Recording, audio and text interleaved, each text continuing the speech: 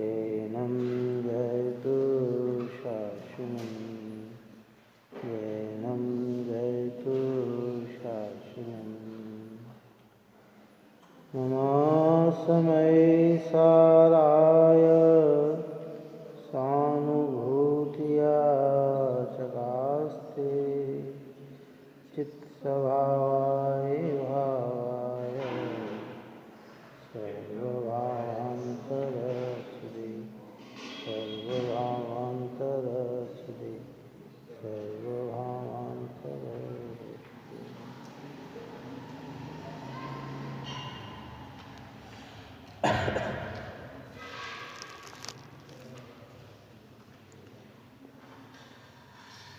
गत 195 में पूर्ण हुई थी निर्जला एकादशी। सम्यक दृष्टि धर्मात्मा पुरुष सामान्यतया सर पर को किस प्रकार जानता है कि वो ये जानता है जितना भी कर्म की गई विपाक का फल है वह सब पर है और मैं तो ही उपयोग स्वरूप हूँ। जो भी संयोग जैसा भी संयोग कर्म के उदय कर्म का फल है विपाक है और मैं चैतन्य समाधि। अगर बहुत ज्ञान न भी हो भेदता की विशेषता न भी जानता हो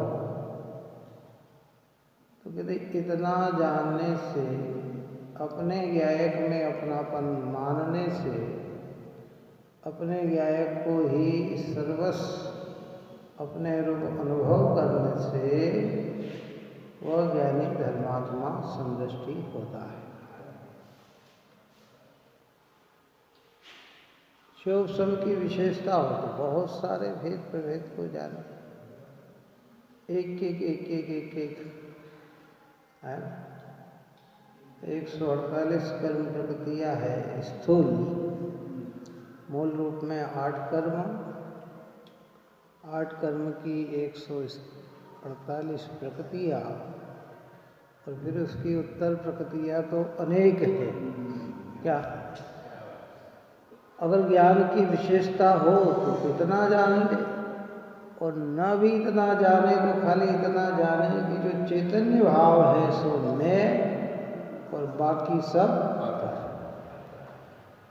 जो पर है उसमें अपनी एकता बुद्धि, जो पर है उसमें स्वामित्व बना, जो पर है उसकी कर्तृत्व बुद्धि, जो पर है उसकी भोक्तत्व बुद्धि, ऐसे परिणाम हट जाने से वह समदृष्टि कहलाता है। सम्यक दृष्टि न होने से नया मिथ्यात्व संबंधी कर्म का बंध नहीं होता और पूर्व में आया हुआ कर्म उदयता को प्राप्त होने पर उसमें रागत्व भाव न होने से वह निर्जरा को प्राप्त होता है। अब इसी बात को आगे कहते हुए अब यहाँ कहते हैं कि सम्यक दृष्टि विशेषतया स और पर को इस प्रकार जानता है। अब जब भेद करके समझे क्योंकि ज्ञान की सम्यक दृष्टि तो चारों गति में होते हैं। कहाँ होते हैं? मनुष्य पर्याय में भी सम्यक दृष्टि है, देवों में भी सम्यक दृष्टि है, नारकियों में भी सम्यक दृष्टि है, तिरंजों में भी सम्यक दृष्टि है। अब मनुष्य लोक का सम्यक दृष्टि विशेषतया जान सकता है। क्या जान सकता है? आगम अभ्यास के बल पर, ज्ञानियों के उपदेश के बल पर बहुत सारे भेद प्रभेद को समझकर बहुत विशेषतया जान सकता है।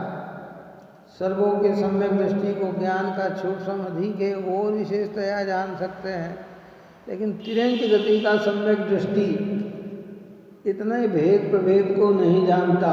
कितने है ना, क्योंकि वहाँ उसे स्वाध्याय के आदि के अवसर मिलते नहीं हैं। नार की तिरेन सम्यक दृष्टि को इतने अवसर मिलते नहीं है, तो वो इतना जानता है कि चैतन्य भाव है सो मैं, बाकी सब।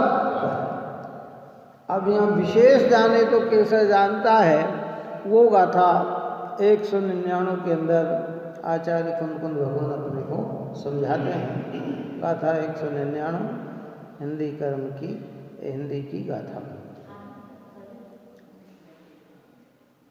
उद्गल करम रूप राग ही विपाक रूप है उदय ये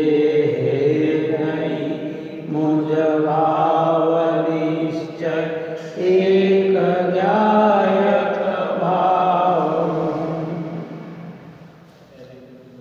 आगम के अभ्यास से, ज्ञानियों की निकटता से सम्यक दृष्टि धर्मात्मा विशेषतया आत्मा को ये जानता है कि पुद्गल करम रूप राग ही। ऊपर में अपन ने चर्चा की थी कि समय सार ग्रंथादि राज में जहाँ राग कहा वहाँ संपूर्ण कषाय भाव को कहा। क्या कहा? जहाँ राग शब्द का प्रयोग किया ना, क्रोध शब्द का प्रयोग किया ना, तो उसमें क्रोध में क्रोध मान माया लोभ आदि सारी चीज आ गई। यहाँ राग शब्द किया ना, तो राग देश आदि सारी चीज उसमें गर्भित हो गई, सारी चीज गर्भित हो गई है। जो ऊपर की गाथाओं में अपन इसका विश्लेषण करते हुए आए हैं। तो कहते हैं पुद्गल करम रूप राग ही विपाक रूप है उदय ये जो रागादि के भाव हैं, सामान्यता में कर्म के फल जो दिख रहे हैं उसकी चर्चा की। अब विशेष रूप में कह रहे हैं जितने भी भाव अंदर में आते हैं, जो भी परिणाम हमारे अंदर दिखाई देते हैं, ये भी परिणाम पुद्गल कर्म का उदय है। क्या है? रागादि भाव क्या है? कर्म के उदय के भाव हैं, जिनको आगम में ओधिक भाव कहा गया। ये क्या है? ये ओधिक भाव है कि पुद्गल कर्म रूप राग ही विपाक रूप है उदय। ये विपाक रूप है, कर्म के उदय में जीव के चैतन्य के पर्दे पर दिखाई देते हैं। ये है नहीं मुझ भाव निश्चय एक ज्ञायक भाव। क्या कह रहे हैं? ये है नहीं मुझ भाव, ये मेरे स्वभाव भाव रूप नहीं है, ये निश्चय से मैं एक ज्ञायक भाव हूं।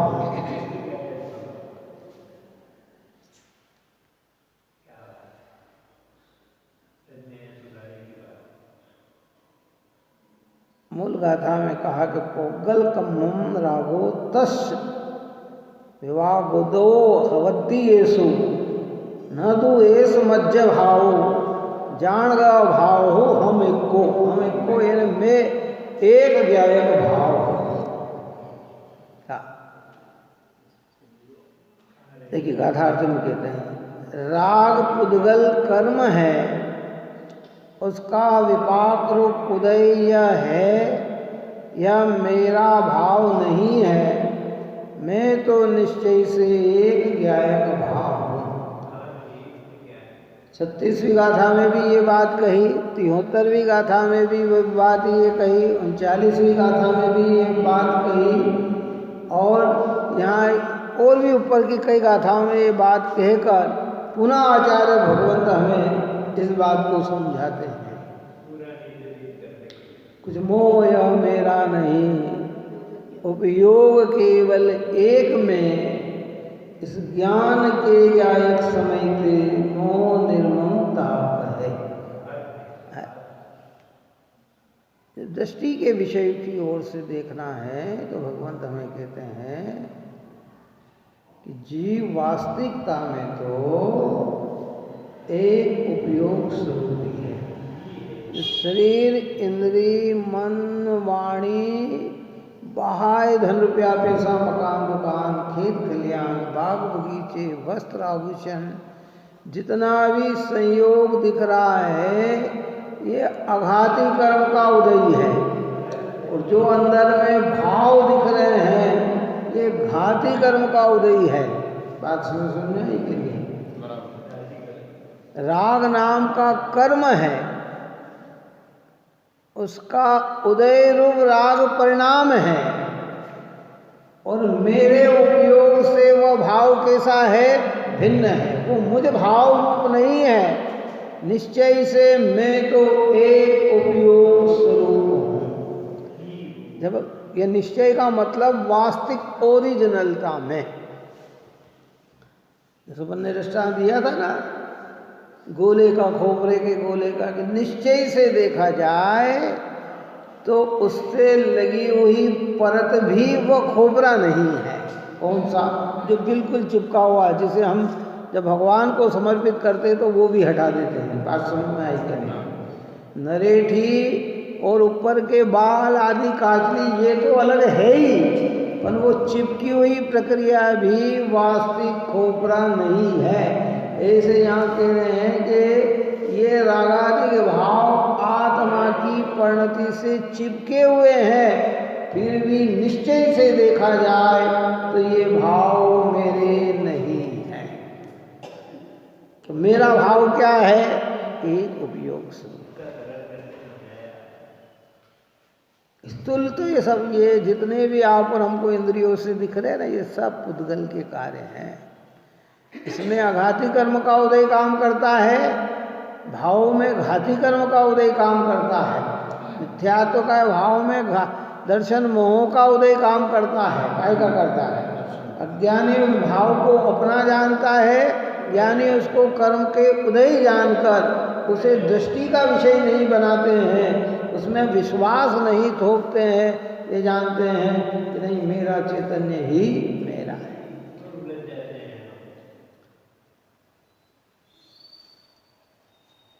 देखिए गाथार्थ, राग पुद्गल कर्म है, उसका विपाक रूप उदय यह है, यह मेरा भाव नहीं है, मैं तो निश्चय से एक ज्ञायक भाव। निश्चय का अर्थ वास्तविकतया, ओरिजिनलतया, स्वभावतया देखा जाए तो ये सब मैं और ये सब मेरे नहीं है। बस इतनी दृष्टि की।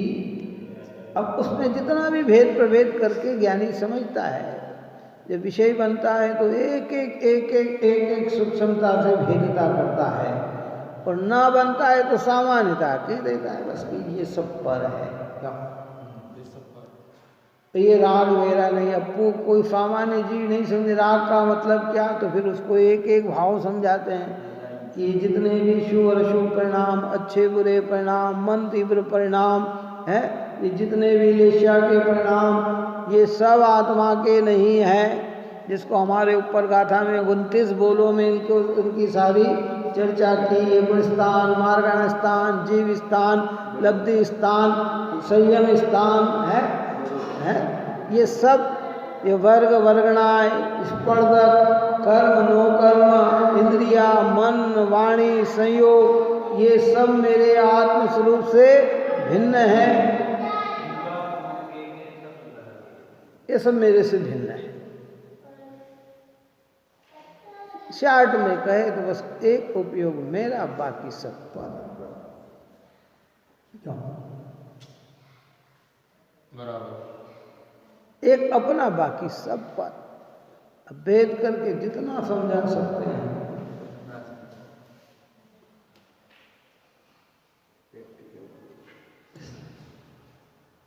पुद्गल का स्थूल भाव इंद्रियों से पकड़ में आता है,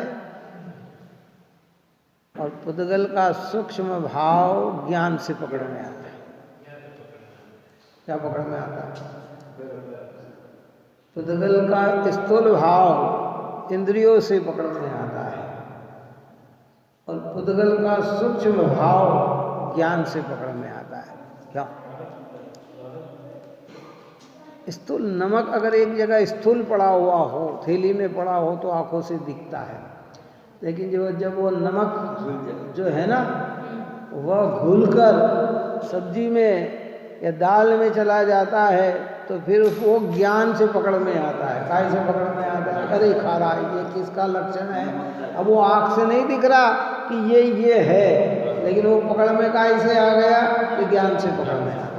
तो शरीर, इंद्रिय, मन, वाणी आदि तो सब इंद्रियों से पकड़ में आ जाते, दिख जाते हैं। ये काला, ये गोरा, ये मोटा, ये पतला है, ये ऐसा, ये वैसा, ये इनका इतना परिवार, ये अकेले हैं, ये फलाने हैं।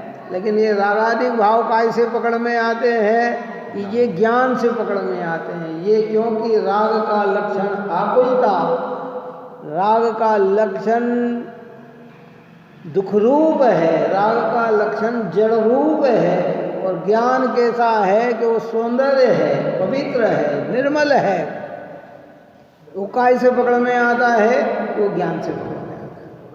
अब जितना भेद प्रभेद करके हम जितना समझ सकते हैं उतनी प्रवृत्तियाँ बनती है। सामान्यता में तो बस इतना ही है। ये महिमा सम्यक ज्ञान की है।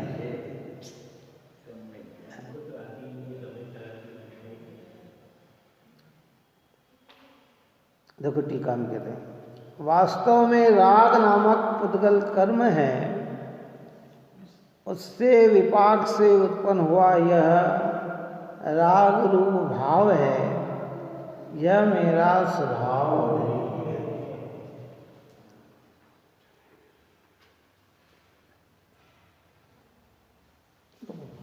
हमारे यहाँ कर्म की 3 व्यवस्था बताई। 8 प्रकार के कर्म, इनको द्रव्य कर्म कहा। अघाती कर्म के फल को नो कर्म कहा, और घाती कर्म के उदय में जुड़ने को भाव कर्म कहा। भाव कर्म चैतन्य की परिणति में दिखता है। क्या दिखता है ना? राग नाम का भी कर्म है। राग क्योंकि 148 कर्म प्रकृतियों में जब चारित्र मोहिनी कर्म की 25 प्रकृतियों का वर्णन किया गया, उसमें 12 प्रकार की प्रकृतियों को देश में डाला और 13 प्रकार की प्रकृतियों को राग में डाला। कितना कर्म सिद्धांत को प्रणामी योग की अपेक्षा से समझे। मोहिनी कर्म के 2 भेद, एक दर्शन मोहिनी और एक चारित्र मोहिनी। दर्शन मोहिनी के 3 भेद, चारित्र मोहिनी के 25 भेद, अनंतानुबंधी क्रोध मान माया लोभ, और प्रत्याख्यान संबंधी क्रोध मान माया लोभ, प्रत्याख्यान संबंधी क्रोध मान माया लोभ, संजलन संबंधी क्रोध मान माया लोभ, हास्य गति अरति शोक भय जुगुप्सा, और स्त्री वेद पुरुष वेद नपुंसक वेद, ये 25 कषाय चारित्र के भेद हैं। काय के भेद हैं? और इन 25 कषाय को 2 में बांधा, तो राग और द्वेष। तो क्रोध और मान को डाला द्वेष में, अनंतानुबंधी अप्रत्याख्यान, प्रत्याख्यान, संजलन के 2-2, ये द्वेष। अरति का भाव द्वेष, जुगुप्सा का भाव द्वेष, है ना? है। और हास्यरति अरति शोक का भाव द्वेष है, भय का भाव द्वेष। इन 4 मिला के 12 कर दिए द्वेष। और फिर हास्य को राग में डाला, रति को राग में डाला, और 3 वेद को राग में डाला, और माया और लोभ राग में है। तो ऐसे 13 राग और 12 द्वेष। ये 25 कर्म की प्रकृतियाँ जो कर्म है, अब इन कर्म के उदय के विपाक से उत्पन्न हुआ यह राग भाव है, यह मेरा स्वभाव नहीं है। गुरुदेव श्री कहते थे, पहले भी कहा था कि उपयोग में जो राग भाव है, उपयोग में राग भाव मतलब उपयोग में जो राग दिखता है, जीव में जो राग दिखता है, वह स्वभाव भाव से भिन्न है। उपयोग कर्म का उदय नहीं है, राग कर्म का विपाक है। क्या कहा? बात ही समझ में नहीं है। उपयोग क्या है? बोलो। उपयोग तो जीव, उपयोग को किसने बनाया? किसने बनाया है? क्या? और राग बना है, इसकी अपन ने चर्चा की है, क्योंकि राग निकल सकता है, आत्मा में से उपयोग कभी भी निकलता नहीं है ना। तो ये सम्यक दृष्टि धर्मात्मा पुरुष, क्योंकि अभी उसकी भूमिका है संपूर्ण राग से रहित की नहीं हुई है, अभी अनंतानुबंधी संबंधी राग उसकी परिणति में निकला है। अन्य सारा राग अभी विद्यमान है, राग यानी राग देशादि सब, परंतु वो जानता है कि ये भाव मेरे स्वभाव से भिन्न है, ये कर्म के उदय का परिणाम है और मैं चैतन्य स्वभावी। ये बात कह रहे, ये मेरा स्वभाव नहीं, मैं तो यह प्रत्यक्ष अनुभव गोचर तनकोत के न एक ज्ञायक भाव हूँ। इस प्रकार सम्यक दृष्टि विशेषतया स और पर को जानता है। सामान्यता दिखने वाले से और विशेषतया आंतरिक परिणामों से।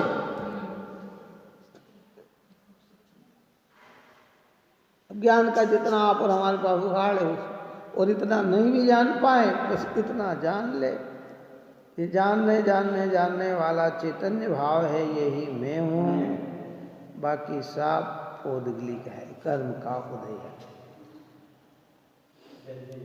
ज्ञायक भाव एक सारी, देखो ज्ञायक भाव को भी यहाँ ये बढ़ते घटते ज्ञान की बात नहीं कही, एक तनकोत्कीर्ण ज्ञान जो सदा काल एक सा रहता है।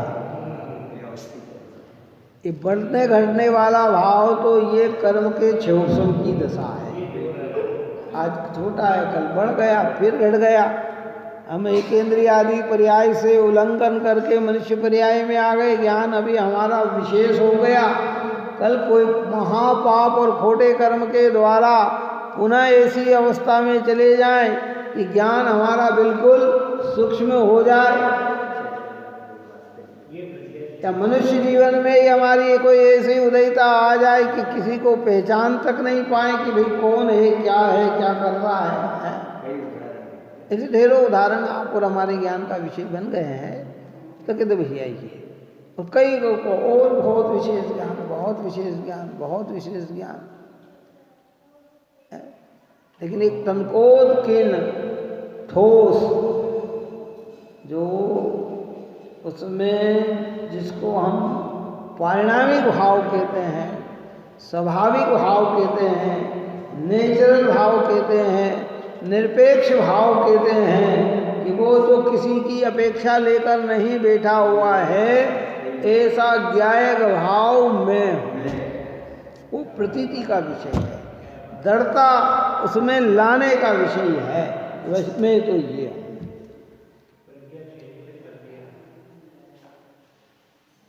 ज्ञान की विशेषता और भेद पर 16 सूत्र व्याख्यान की आगे बात करेंगे कि भेद करके एक एक को समझे, और नहीं तो सामान्यतया में ज्ञान स्वभाव में, बाकी सब पर क्यों। देखो सामान्यतया में अलौकिक व्यवहार में, सामान्यतया में अगर हमें जानना हो सफर का भेद, तो ये जहाँ मकान में रह रहे हैं वो मेरा, बाकी सब पर। अब कौन के बाकी सब पर, अब उसे भेद करे तो क्या, पड़ोसी का घर पर, मोहल्ले का पर, नगर का पर, जितना भी हम भेद करके चले जाएंगे तो 3 लोग आ जाएगा। भेद में विशेषतया जानेंगे तो सबको अलग अलग जानेंगे। और सामान्यता में कितना जान लिया कि जहाँ मैं रह रहा हूँ वो स, और बाकी सब पर। ऐसे कहते एक ज्ञायक भाव है वो मैं, बाकी सब पर। अब विशेषता में पूछा कि क्या क्या पर है, तो इतनी सारी चर्चा कर दी 29 बोलों के द्वारा। और उसका एक एक गुणस्थान पर तो फिर गुणस्थान के नाम, मार्गणा पर तो फिर मार्गणा के नाम, जीव समाज पर तो फिर उसके नाम, क्यों लब्धि स्थान तो उसके नाम है, राग तो उसके भेद प्रभेद छोटे मोटे जितने भी कहे जाए वो सारे पर पर पर पर। और सामान्यतः दो टुक में कहा जाए तो बस इतना कि ज्ञायक भाव में, बाकी सब पर।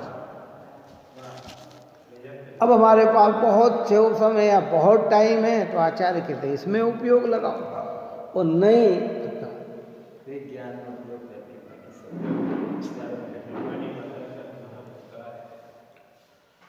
मूल बात तो ये है। अपन कहते हैं ना कि भाई कहीं विशेषतया किसी जगह जाना हो और कोई काम हो तो कहते पहली फुर्सत में काम क्या करना कि अपना प्रयोजन बहुत काम करना। बाद में समय मिले तो तुम भले सब काम कर लेना, जहाँ जहाँ जाओ वहाँ देख लेना, घूम लेना, कर लेना, लेकिन पहला ऐसा कह रहे हैं कि यहाँ पहले अगर ज़्यादा तक इसके लिए तो इतना ज्ञान चाहिए, इतना कि कुछ नहीं चाहिए, खाली इतना चाहिए कि ये जो जानने वाली वृत्तियाँ जहाँ से आ रही है वह मैं और बाकी सब पर। अब हमारे पास समय बहुत है तो सब एक एक को समझो। कितना 11 अंग 9 पूर्व में कितना अभ्यास होता है क्या। दिगंबर धर्म साधु मुनिराज को ज्ञान ध्यान और तप ही तो उनके लक्षण होते हैं। अब उन्होंने मूल चीज तो पकड़ ली, फिर भी उपयोग नहीं तो फिर अध्ययन में लगाते हैं, इतने शास्त्रों को पढ़ते हैं, इतने लिखते हैं, इतना संबोधन देते हैं, भेद प्रभेद समझाते हैं, लेकिन मूल चीज तो क्या है उन्होंने समझ ली। हाँ, और उसमें पढ़ने में उपयोग नहीं लगता है तो ध्यान में उपयोग लग जाता है, अपने ज्ञान में एकाग्र करने में उपयोग लग जाता है। और कदाचित उसमें उपयोग न लगे तो फिर इच्छा का निरोध करने के लिए 12 प्रकार के तपों में उपयोग लगाते हैं, उसमें लगाते हैं, लेकिन सबके पीछे लक्ष्य क्या एक।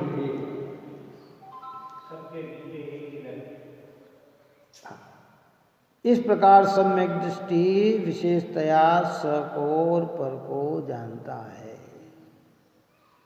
ज्ञानी धर्मात्मा पुरुष सम। देखो ज्ञानी की संज्ञा सम्यक दृष्टि को ही मिलती है। सम्यक दर्शन के बिना अगर किसी को ज्ञानी कहा जाए तो वो व्यवहार है, मोक्ष मार्ग का ज्ञानी नहीं, ज्ञान की अधिकता का ज्ञानी है।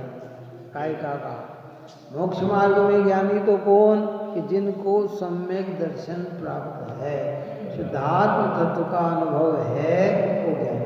हम कहते साहब फलाना व्यक्ति बहुत ज्ञानी है तो बराबर है, पर अगर सम्यक नहीं है तो ज्ञानी ज्ञान की मुख्यता से है। जिस ज्ञान को हमारे यहाँ आगम में आत्म अनुभव भिन्न, चाहे समस्त शास्त्र का पाठी हो, चाहे बहाई के सारे व्रतों को पालन करता हो, तो भी उसको अज्ञान नाम ही दिया है। उसे वही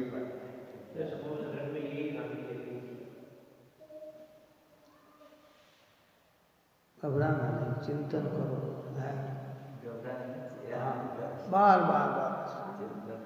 भगवंत ने तो मुझे उपयोग स्वरूप कहा है। लोकीनाथ सर्वज्ञ देव ने तो मेरे को तो चैतन्य स्वभावी कहा है। मुझे रागी नहीं कहा, द्वेषी नहीं कहा, क्रोधी नहीं कहा, मोही नहीं कहा, मुझे तो उपयोग स्वरूप कहा। स्वाभाविक दृष्टि से कैसा कहा, ऐसा कहा। जैसे सोना, हीरा, चांदी ये सब विशेष है, सामान्यतः तो इनको क्या कहा, जड़ कहा। पुद्गल का बात सामा विशेषतया में नाम लिए तो क्या क्या समझाया गया, अनेक प्रकार के, जिन जिन का जितना नाम दिया जाए, ये सोना है, ये चांदी है, ये लोहा है, ये पीतल, ये तांबा है, ये फलाना है, ये लकड़ी है, जितने जितने आप और हम, ये मिट्टी है, मिट्टी से बने हुए पदार्थ हैं कि ये सब। इस समय साल में 3 शब्दों में पूरे पुद्गल को लाके खड़ा कर दिया था, घट, पट और रथ, 3 शब्दों में है। जीव नहीं करे घटपट पट, नहीं शेष द्रव्यो जीव करे, उपयोग योग निमित्त करता जीव तत्कर्ता बने है। घट यानी मिट्टी से बने वाले, पट यानी रुई से बने हुए कपड़े आदि, और रथ यानी लोहे सोना चांदी आदि से बने हुए सारे पदार्थ। बोलो हमें तो यही दिखते हैं ना सब, ये सारी चीज कि मैं इनका करता नहीं, मैं तो एक उपयोग का करता हूँ। काय का करता हूँ कि उपयोग का करता हूँ। ऐसे यहाँ कह रहे हैं विशेषता है जितना। हम लौकिक चिंता में, लौकिक चिंतन में घंटों बह जाते हैं, यानी आत्मचिंतन में घंटों बह जाते हैं। कितने हम काय का चिंतन करते हैं, हम फालतू समय बैठे तो वो पूरा उपयोग हमारा वहीं चला जाता है। ज्ञानी के पास समय है तो विशेषतया जानता है, जितना भेद प्रभेद, जितना भेद प्रभेद, जितना भेद प्रभेद। ऐसा प्रश्न आया कि जब एक आत्मा को जानने मात्र से कार्य की सिद्धि होती है, आप कहते हो एक ज्ञान मात्र हो ऐसी अनुभूति करने से मोक्ष मार्ग प्रकट हो जाता है, फिर ज्ञानी इतने शास्त्र की रचना कैसे करते हैं, कर्णानुयोग की ऐसी चर्चाएं कैसे करते हैं? उन्हें तो एक ज्ञान की, कह रहे भाई दृष्टि का विषय एक आत्मा बनने पर भी उपयोग उसमें स्थिर न रहे तो ज्ञानी फिर इनमें अपना उपयोग लगाते हैं। प्रथमानुयोग के ग्रंथ जिन तीर्थंकर भगवान के जीवन चरित्र कैसे कैसे हुए थे, उनको सुनने में पढ़ने में अपना उपयोग लगाते हैं।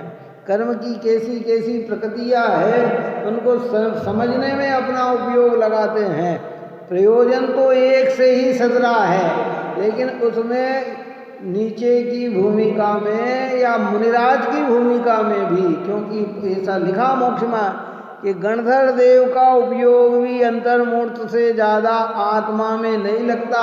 अगर लग जाए तो गणधर देव भगवान बन जाए, क्या बन जाए है, उनका उपयोग भी नहीं लगता। तो फिर उपयोग कहाँ लगेगा? तो वो उसमें लगाते हैं कि जिससे आत्मा की निकटता ही रहे, आत्मा से दूर जाना ना पड़े। तो वो क्या है कि वह जिन वचन है, तो वो अपने जिन वचन में अपना उपयोग लगाते हैं। हम संयोग से देखते हैं कि ज्ञानी कर्म के बंद, कर्म के उदय रूप देखते हैं। हमें लगता है देखो ये कितना करोड़पति है, ज्ञानी कहते हैं चैतन्य भावी है, इसके संयोग में कितना पुण्य कर्म का उदय है, ये कितना सुंदर है कि इसकी कर्म प्रकृति का उदय कैसा है, ये कैसा दरिद्री बना हुआ है, कैसी कैसी व्यवस्था है। वो उसके अशुभ कर्म को समझता है कि ये कैसा इसकी कर्म की, क्योंकि शास्त्र में तो एक एक कर्म का फल दर्शाया गया है।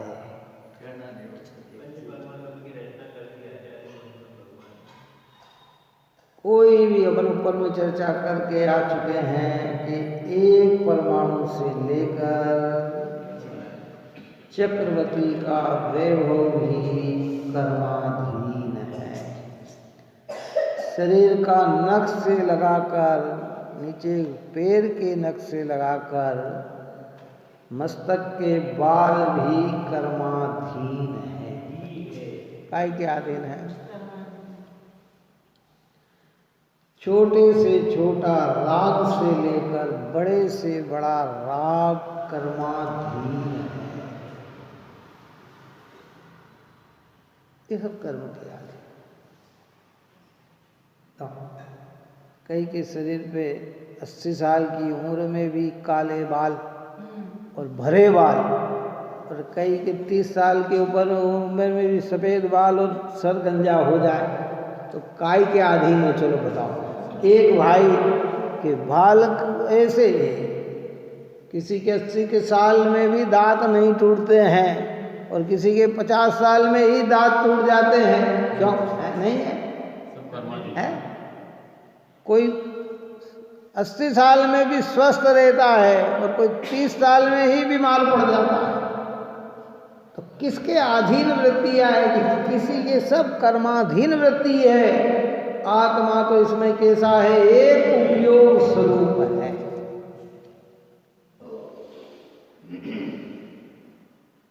इस उपयोग को स्वीकार कहेंगे। अनेक प्रकार से आत्मा पे आरोप आएगा, कोई चिंता नहीं करना, क्योंकि चर्म चक्षु से जैसा दिखेगा जगत का व्यवहार तो वैसा ही होगा। तो ज्ञानी ज्ञान चक्षु से देखता है कि उस व्यवहार को समझ के भी उसमें से अपनी चीज निकाल लेगा। कोई अपने वैभव की प्रशंसा कर रहा है, ज्ञानी जान रहा है मेरी प्रशंसा नहीं, ये तो पुद्गल की प्रशंसा है। काय की प्रशंसा है? ये जड़ की प्रशंसा है, ये मेरी प्रशंसा नहीं। कोई राग की प्रशंसा करे तो समझता है ये विभाव की प्रशंसा है, मेरे चैतन्य की प्रशंसा नहीं है। और जो अपने गायक की महिमा बताए तो समझता है ये मेरी महिमा है, काय की महिमा है, ये मेरी प्रशंसा है, ये मेरी प्रशंसा है। बाकी तो सब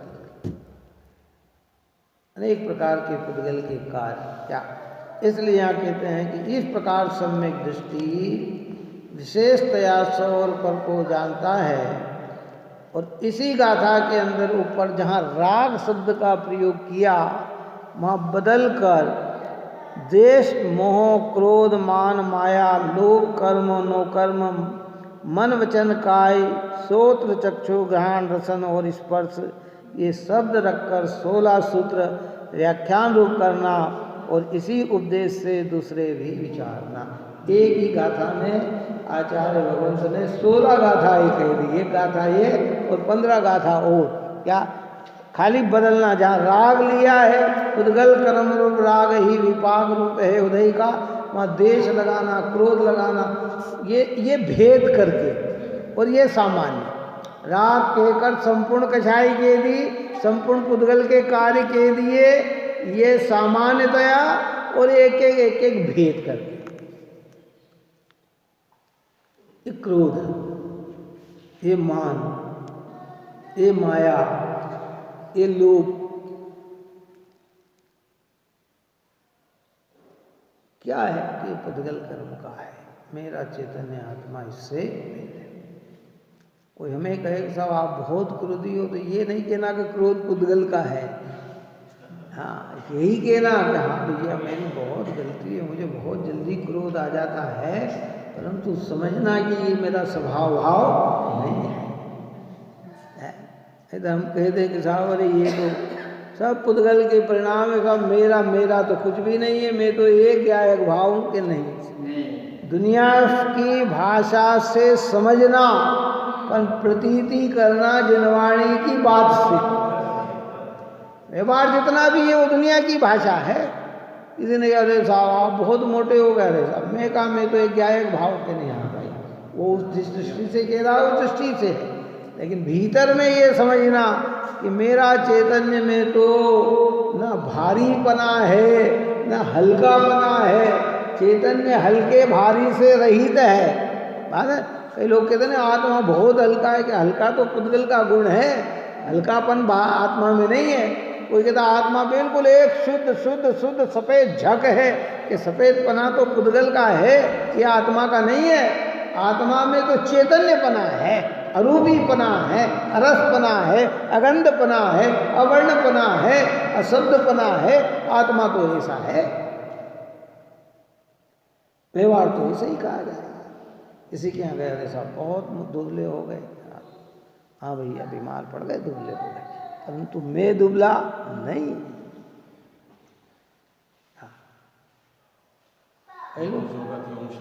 हाँ, एक ही भगवान को देखकर कभी अद्भुत प्रकार का राग उमगता है और उन्हीं को देखकर कभी राग ही नहीं आता है, सामान्यतया ढोक दी ओर निकल जाते हैं। एक कहता है रुकने का भाव और एक समय में ये भाव नहीं, तो ये प्रवृत्ति काहे की है? ये सब कर्म की प्रवृत्तियां है। मेरा स्वभाव तो एक ज्ञायक भाव है। स्वच्छंद होने के लिए चर्चा नहीं है ये, वस्तु स्वरूप समझकर अपने स्वरूप का आह्लाद लाने के लिए बात है, उत्साह लाने के लिए बात है कि हो भगवान ने तो मुझे हर अवस्था में एक उपयोग स्वरूप ही देखा है, तो मुझे उपयोग स्वरूप ही अपने को अनुभव करना चाहिए। ठीक है, व्यवहार की भाषा है, और कोई कुछ कह भी दे तो कि बुरा नहीं मानना, क्यों है? समझने की बात है, कहने की। हाँ,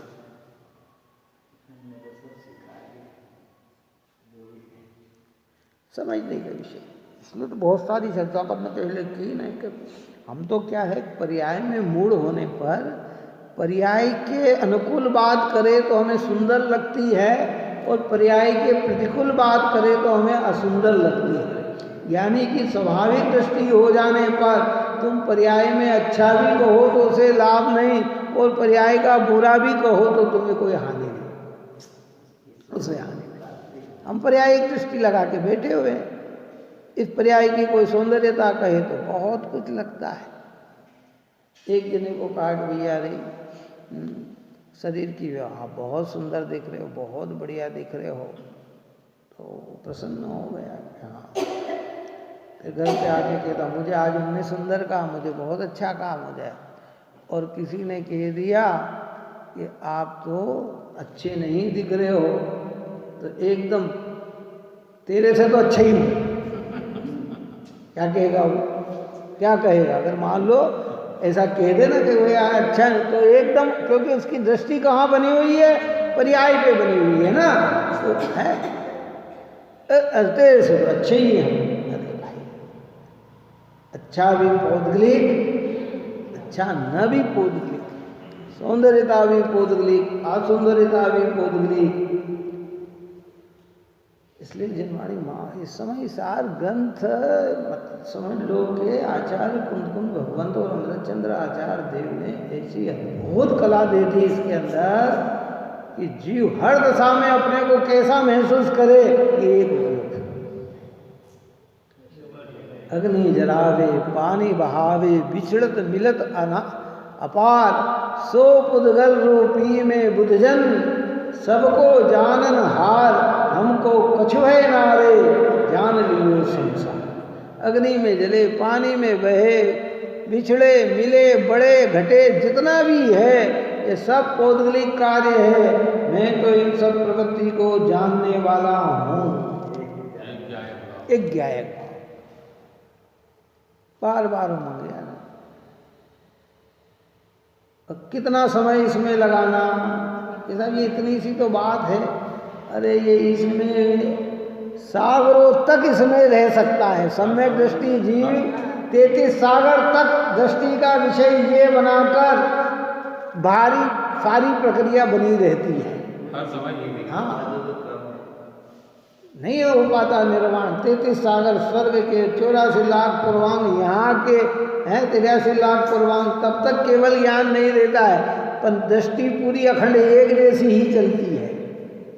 दृष्टि का विषय चेंजेबल नहीं होता है।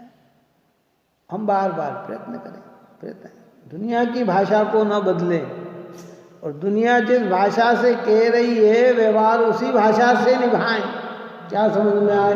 पर अंतरंग में समझें, बस सीधी बात। हाँ, नहीं तो बाहर की बात, और अगर हम वहाँ कुछ और कहने लग जाएंगे तो दुनिया फिर कहेगी है व्यवहार नहीं है, या तो फिर घर छोड़ दो, कोई चिंता की बात नहीं। फिर कोई और गृहस्थ जीवन में रहना है तो माता हमें बेटा ही कहेगी, गायक करके आवाज़ नहीं लगाएगी। क्यों है? क्यों है? नाम लेके ही बोलेगी। क्यों है? क्यों? भाई होगा तो नाम लेके ही बोलेगा। पत्नी होगी तो पति ही कहेगी, पति होगा अपनी पत्नी को पत्नी ही कहेगा, बहन को बहन ही कहेगा, है साधर्मी को साधर्मी ही कहेगा।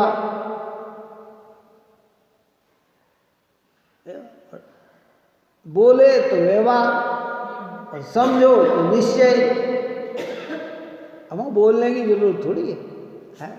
और फिर एक जैसे मिल जाते हैं, एक जैसे साधन में मिल जाते हैं, तो चिंतन में फिर आगे आगे आगे ये स्वाध्याय मतलब स्वाधर्मी का सम्मेलन, जिसमें हम वो प्रक्रिया समझते हैं जो भगवंतों के द्वारा कही गई है, गुरुओं के द्वारा बताई गई।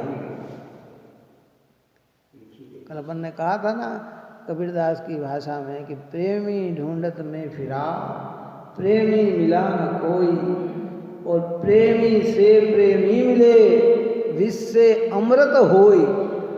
ये संसार विष की बेल है, काई की बेल है, पर यहाँ एक मान्यता के लोग नहीं मिलते हैं। और जब एक मान्यता का मतलब सच्ची मान्यता का हो, एक मान्यता के लोग, झूठी मान्यता के लोग तो सब मिले हुए हैं हमारे, बात समझ में आई कि नहीं आई, पर सच्ची मान्यता के लोग नहीं मिलते हैं। और जब सच्ची मान्यता के लोग मिल जाते हैं तो जो हमें विष था वही क्या हो जाता है, अमृत हो जाता है, अमृत हो जाता है।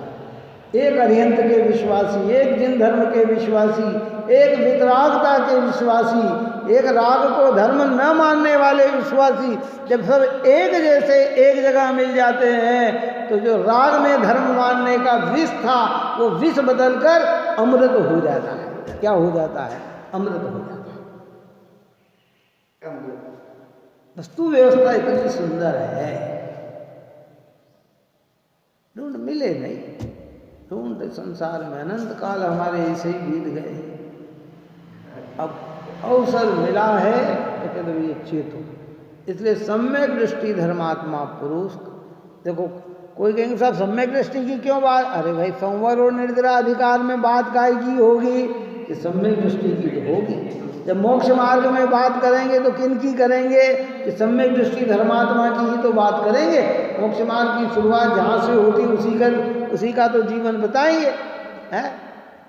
दूसरी प्रक्रिया क्या, ऐसे कह रहे हैं कि समय सार ग्रंथादि राज में, देखो आश्रव में भी सम्यक दर्शन की महिमा गाई तो आश्रव को छुटाने की बात करी, बात ही समझ में नहीं। पुण्य पाप में भी एक ज्ञान की महिमा गाई, दोनों को बंधन रूप में डाला तो वहाँ एक ज्ञान की महिमा बताई कि ये भाव अलग, ये भाव कर्म है, ये भाव धर्म नहीं है।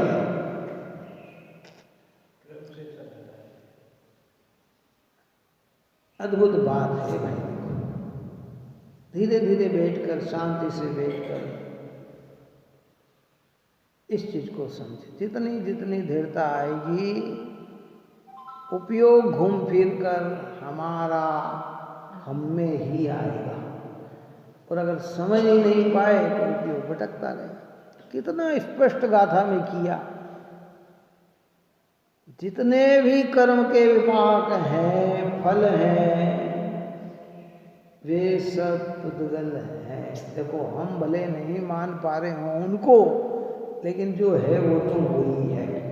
देखो आचार्य भगवंत ने क्या कहा कि 5 इंद्रिय के विषय में सुख नहीं है। हम नहीं मान रहे, तो हमारे नहीं मानने से क्या 5 इंद्रिय के विषय में सुख मिल जाएगा? और फिर कहा कि अगर तुम्हें सुख लगता भी है तो वह सुख पराधीन है, स्वाधीन नहीं है। फिर भी लगता है तो वह सुख विनाशी है, अविनाशी नहीं है।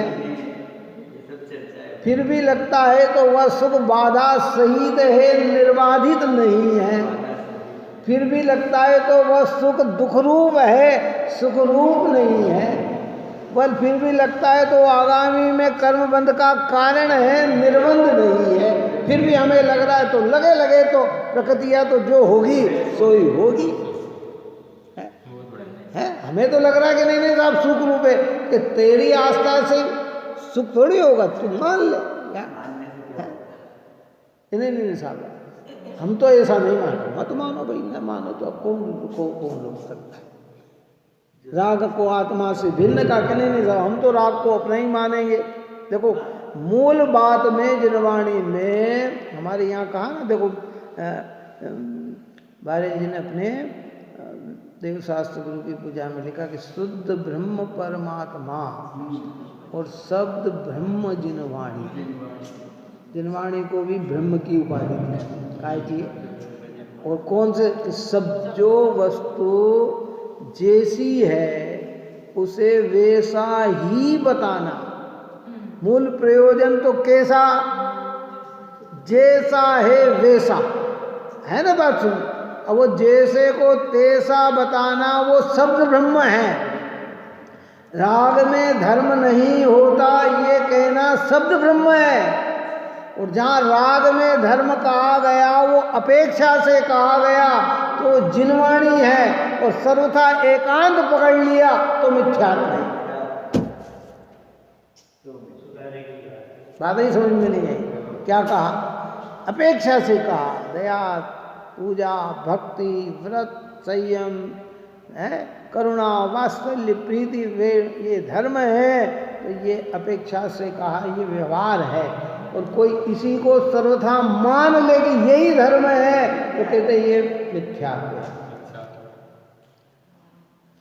अब सामान्य जन इसी में उलझे पड़े हुए बेचारे, तो कहते बस, वो तो कहते भाई पंचम काल में तो बस यही धर्म है, पंचम काल में तो यही है, पंचम काल में तो यही है। यहाँ कहते कि नहीं, सिद्धांत चौथा हो या पांचवा, सिद्धांत तो हर समय एक। चतुर्थ काल में भी आत्मा की अनुभूति से ही सम्यक दर्शन ज्ञान चारित्र होते थे, तो पंचम काल में भी आत्मा की अनुभूति से ही सम्यक दर्शन ज्ञान चारित्र होंगे। अकेले राग के बल पर सम्यक दर्शन हो जाए ऐसा नहीं। इसमें हमारे बहुत मिथ्या मान्यता निकल जाएगी, कितनी निकल जाएगी। इसलिए तो कहा ना, वीतरागता की पोषक ही जिनवाणी कहलाती है। यह है मुक्ति का मार्ग निरंतर हमको जो बतलाती है। सारे धर्म राग से शुरू होते हैं। यहाँ कहते हैं ज्ञानियों को राग होता है, धर्मियों को राग होता है, जिन्हें शुद्धात्म अनुभूति होती है उनके जीवन में दया होती है, दान होता है, पूजा होती है, भक्ति होती है, व्रत होते हैं, नियम होते हैं, संयम होते हैं। लेकिन वे जानते हैं ये भाव अलग है और मेरा उपयोग स्वरूप आत्मा अलग। वो बात यहाँ गाथा में कही। घबराना नहीं, समय बहुत हो गया। इसलिए इस प्रकार सम्यक दृष्टि अपने को जानता और राग छोड़ता हुआ नियम से ज्ञान वैराग्यवान होता है। यह इस गाथा के द्वारा कहते। आने वाली गाथा में ये बात कहेंगे कि सम्यक दृष्टि जब इससे स और पर को सामान्य और विशेषतया जानता है तो वह इन सब से उदासीन होते हुए ज्ञान में आसीन होते हुए ज्ञान और वैराग्य की शक्ति से युक्त होता है।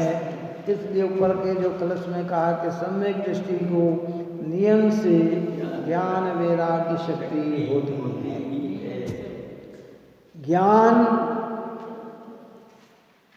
जितना है वह, ज्ञान का दूसरा अर्थ विवेक कह देते हैं कि वह विवेक के द्वारा पर में अपनापन नहीं जोड़ता और वैराग्य हो जाने से वह उसमें रक्त नहीं होता। ये दो ताकत सम्यक दृष्टि के अंदर प्रकट होती है। आप और हम भी सभी जीव ऐसे पवित्र जिनेंद्र जिनवाणी माता निर्ग्रंथ मुनिराजों के निकट रहकर इस सद्देशना सुनकर अपने परिणाम को निर्मल बनाएं। यही मंगल भावना। सहजानंदे शुद्ध स्वरूपी अविनाशी आत्मस्वरूप। सहजानंदे शुद्ध स्वरूपी अविनाशी आत्मस्वरूप। सहजानंदे शुद्ध स्वरूपी अविनाशी आत्मस्वरूप। बताए यह अनंत उपकार उसके लिए वंदना सतवार हे वंदना सतवार।